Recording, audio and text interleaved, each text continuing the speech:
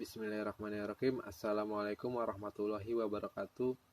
Sebelumnya izinkan saya memperkenalkan diri. Nama saya Muhammad Tabrani dengan nomor NIM 22851900065. Baik, di sini saya akan memaparkan suatu teori tentang trade and factor beserta dengan contoh kasus dan cara penyelesaiannya. Ayo, mari kita simak videonya. Let's go. Yang pertama, saya akan menjelaskan tentang trade and factor terlebih dahulu. Konseling dengan pendekatan trade and factor atau pendekatan rasional ini sering disebut konseling yang direktif, karena konselor secara aktif membantu klien mengarahkan perilakunya menuju pemecahan kesulitannya. Ada juga yang menyebutnya sebagai clinical counseling. Teori trade and factor adalah pandangan yang mengatakan bahwa kepribadian seseorang dapat dilukiskan dengan mengidentifikasi jumlah ciri, sejauh tampak dari hasil testing psikologis yang mengukur masing-masing dimensi kepribadian itu.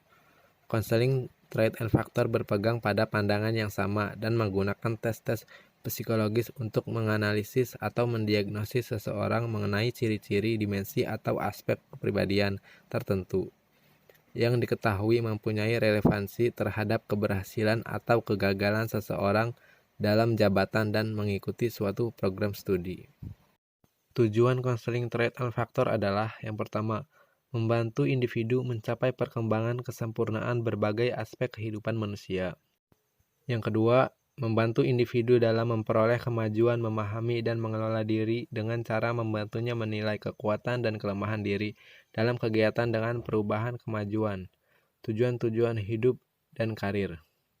Yang ketiga, membantu individu untuk memperbaiki kekurangan, ketidakmampuan, dan keterbatasan diri, serta membantu pertumbuhan dan integrasi kepribadian.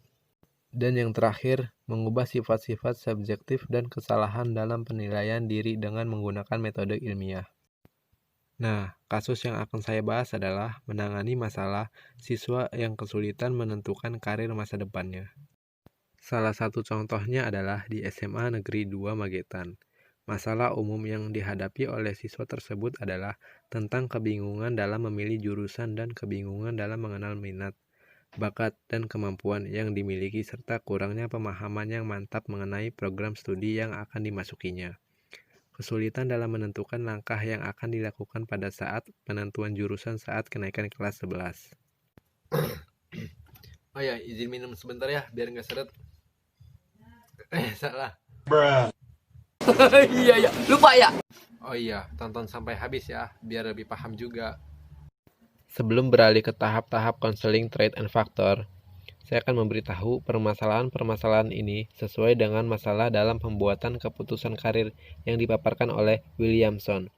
Ada 4 kategori permasalahan dalam pembuatan keputusan karir, yaitu: yang pertama, tidak ada pilihan. Konseli tidak mampu menyebutkan bidang pekerjaan yang akan dipilihnya.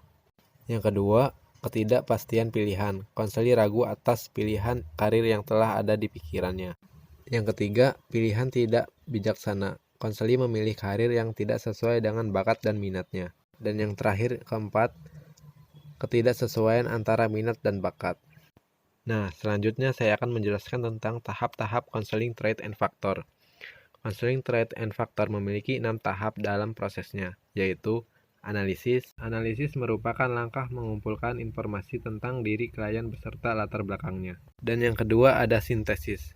Sintesis adalah usaha merangkum, menggolong-golongkan, dan menghubungkan data yang telah terkumpul pada tahap analisis, yang disusun sedemikian sehingga dapat menunjukkan keseluruhan gambaran tentang diri klien. Selanjutnya diagnosis. Diagnosis merupakan tahap menginterpretasikan data dalam bentuk atau dari sudut masalah yang ditunjukkan.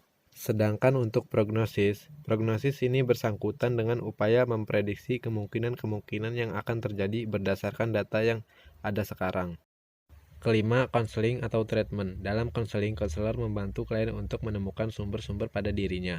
Dan yang terakhir, follow up. Tindak lanjut merujuk pada segala kegiatan membantu siswa setelah mereka memperoleh layanan konseling. Berikut ini pernyataannya.